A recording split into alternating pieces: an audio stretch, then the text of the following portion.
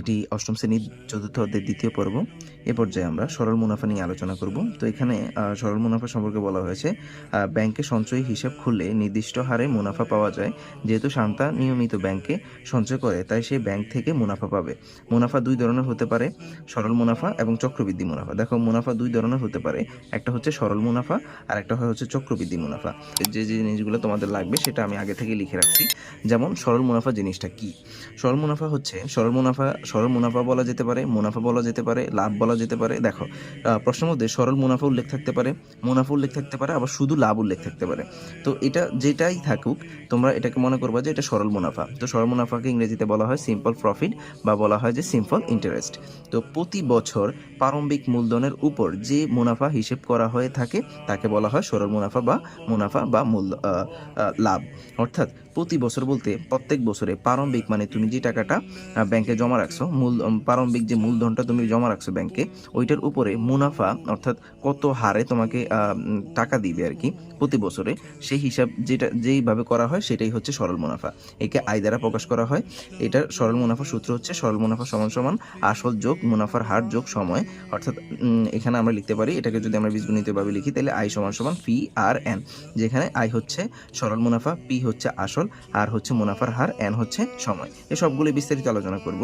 এরপর হচ্ছে ফি, অর্থাৎ আমরা যদি আসল বা মূলধন নিয়ে আলোচনা করি, আসল, এখানে আসল উল্লেখ থাকতে পারে প্রশ্নের মধ্যে, আবার মূলধনও উল্লেখ থাকতে পারে প্রশ্নের মধ্যে। এটা দেখে কোনো ওয়ারিড হওয়ার দরকার নেই। অর্থাৎ যেটাই আসবে, আসল আসুক বা মূলধন আসুক, বুঝে নিবা যে এটা হচ্ছে প্রিন্সিপাল বা মূলধনের কথা বলতেছে। তো মূলধন কি? এটা হচ্ছে প্রারম্ভিক অবস্থায় ব্যাংকে যে পরিমাণ টাকা জমা রাখা হয় তাই হচ্ছে আসল বা মূলধন। একে পি দ্বারা প্রকাশ করা হয়। এই পিটা কিন্তু বড় হাতের পি হবে। তো এটা আসলের যে সূত্রটা সেটা হচ্ছে আসল সমান সমান মুনাফা বাই মুনাফার হার যোগ ইন্টু সময়, অর্থাৎ পি সমান সমান আই বাই আর এন। এটা কিভাবে হয় দেখো, আমরা প্রথম যে সূত্র শিখছি, আমরা জাস্ট এই সূত্রটা জানলেই হইলো যে I is equal to phi N R. এটা হচ্ছে সরল মুনাফার সূত্র। সরল মুনাফার সূত্র হচ্ছে আই সমান ফি আর এন।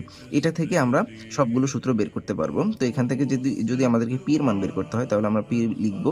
যেহেতু পি এর মান বের করবো, যার মান বের করবো তার সাথে যারা থাকে তারা কোথায় চলে যায়? নিচে চলে যায়। তার মানে আর এন, উপরে থাকতেছে আই। এই যে এটাই হচ্ছে আসলের সূত্র বা মূলধনের সূত্র।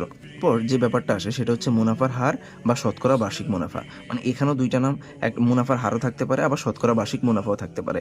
এটাকে ইংরেজিতে বলা হয় রেট অফ ইন্টারেস্ট। অর্থাৎ মুনাফার হার বা শতকরা মুনাফা জিনিসটা কি? সেটা হচ্ছে 100 টাকায় এক বছরের মুনাফাকে মুনাফার হার বা শতকরা মুনাফা বলে। অর্থাৎ তুমি যদি ব্যাংকে 100 টাকা রাখো এবং এটার যদি তোমাকে বলা হয় যে তোমাকে 5% মুনাফা দেওয়া হবে, তাহলে তুমি কিন্তু এক বছর পরে ব্যাংক থেকে 100 টাকা হচ্ছে তোমার মূলধন, আর তুমি মুনাফা পাবা হচ্ছে 5 টাকা। তার মানে তুমি টোটাল পাবা হচ্ছে 105 টাকা। আবার অর্থাৎ এটা তুমি কত টাকা রাখতেছো এবং ওই টাকার উপরে মুনাফার হার হচ্ছে 100 টাকার এক বছরে কত টাকা তোমাকে বাড়তি দেওয়া হবে বা লাভ দেওয়া হবে, সেটাই হচ্ছে মুনাফার হার। তাহলে মুনাফার হারের সূত্র হচ্ছে মুনাফা বাই আসল ইন্টু সময়। তাহলে এটাকে যদি আমরা এভাবে লিখি, অর্থাৎ আর সমান সমান আই বাই ফি এন। অর্থাৎ আমরা প্রথম যে সূত্রটা শিখছিলাম সেটা হচ্ছে I is equal to phi R N. এখন এখান থেকে আমার কার মান বের করতে হবে? আর এর মান, অর্থাৎ মুনাফার হারের মান। তাহলে আর সমান সমান আর এর মান বের করবো, আর সাথে যারা আছে তারা নিচে চলে যাবে, অর্থাৎ ফি এন নিচে চলে আসবে, আই উপরে থাকবে। তাহলে এই যে আর সমান সমান আই বাই ফি এন, এই যে এটাই এখানে লেখা হচ্ছে আর সমান সমান আই বাই ফি এন। এরপর সময় বা সময়কাল, এখানে সময় উল্লেখ থাকতে পারে, সময়কাল উল্লেখ থাকতে পারে। তো এটাকে ইংরেজি হচ্ছে টাইম। যে সময়ের জন্য মুনাফা হিসেব করা হয় তাকেই সময় বলে। অর্থাৎ এখানে এই সময়টা বলতে যেই সময় পর্যন্ত তুমি ব্যাংকে টাকাটা রাখবা ওই সময় পর্যন্ত যে হিসেবটা করা হবে সেটাই হবে সময়। এখানে সময়কে টি দ্বারা প্রকাশ না করে এন দ্বারা প্রকাশ করা হয়েছে। অর্থাৎ এখানে একে এন দ্বারা প্রকাশ করা হয়। অর্থাৎ আমরা এই অঙ্ক করার ক্ষেত্রে যেখানে যেখানে এন দেখবা বা সময় নির্ণয় করতে বলবে সেখানে এই এন দিয়ে নির্ণয় করতে হবে। তাহলে সময় সমান হচ্ছে মুনাফা মুনাফা বাই আসল ইন্টু মুনাফার হার। অর্থাৎ টি সমান সমান টি না, এখানে এখানে টি হবে না, এখানে এন হবে। এন সমান সমান আই বাই ফি আর। অর্থাৎ এটা কিভাবে আসে? ওই যে আগের সূত্রটাই আমরা জানি, I is equal to phi R N. যেহেতু আমাদেরকে সময় অর্থাৎ এন এর মান বের করতে হবে, তাহলে এন সমান সমান এন এর সাথে পি আর আছে, তাহলে এটা নিচে চলে আসবে পি আর, উপরে হবে আই, অর্থাৎ এন সমান সমান আই বাই ফি আর। এরপরে যে আরেকটা জিনিস জানা প্রয়োজন হয় সেটা হচ্ছে মুনাফা আসল বা সমৃদ্ধ মূলধন। মুনাফা আসল জিনিসটা হচ্ছে টোটাল অ্যামাউন্ট। এটা হচ্ছে মুনাফা ও আসলের যোগফলকে মুনাফা আসল বা সমৃদ্ধ মূলধন বলে। এটা ব্যাপারটা যদি আরেকটু ক্লিয়ার করি, সেটা হচ্ছে তুমি ব্যাংকে মনে করো রাখলা 100 টাকা, এখন ব্যাংক তোমাকে বলছিল ওই যে এইখানে যে উদাহরণটা দিয়েছিলাম উপরে, সেটা তোমাকে ব্যাংক কী করছে, তোমাকে 1 বছর পর তোমাকে দিল হচ্ছে তোমাকে 5% মুনাফা দিবে, অর্থাৎ 100 টাকায় 5 টাকা বেশি দিবে, লাভ দিবে। তাহলে তুমি যে 105 টাকা পাইলা, এইটাই হচ্ছে মুনাফা আসল।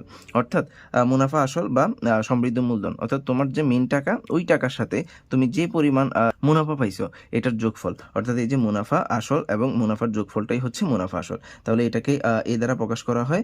আর যেহেতু মুনাফাকে আমরা জানি হচ্ছে আই দ্বারা প্রকাশ করা হয়, এ হচ্ছে আই, আর আসলকে পি দ্বারা প্রকাশ করা হয়, তাহলে মুনাফা আসল এই সমান সমান ফি প্লাস আই। এটা হচ্ছে মুনাফা আসলের সূত্র। তো এই সূত্রগুলো একটু মাথায় রাখবা। এই সূত্রগুলো ব্যবহার করে পরবর্তী ক্লাসে আমরা উদাহরণের যে অঙ্কগুলো আছে সেগুলো সমাধান করব। পরবর্তী ক্লাস দেখার আমন্ত্রণ জানিয়ে এখানে শেষ করছি। আল্লাহ হাফেজ।